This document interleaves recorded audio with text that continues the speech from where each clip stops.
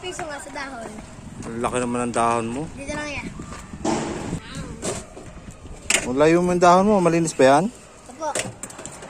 Dila mo nga. Siyang fresh. Dila mo. Oh, anong pangalan mo? Alfred, yeah. Alfred, alias Pugo-Pugo. Uy! Laglag. Ito na, nalaglag eh. Okay pa, ito pa, oh, pre. Okay. Pati nga ano mo, dahon mo. Eh, ganun mo nga. Ang laki naman ng dahon mo. Eh. Wala kayong maisipan na iba na, oh. Susunod sa iba naman, ha? Yan.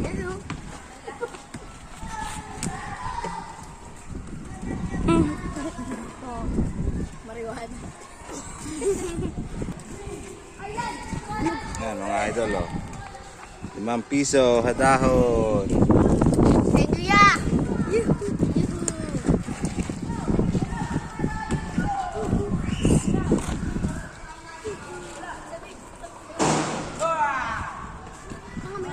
Magandang tanghali mga idol. May bumili na naman sa atin ng ice cream.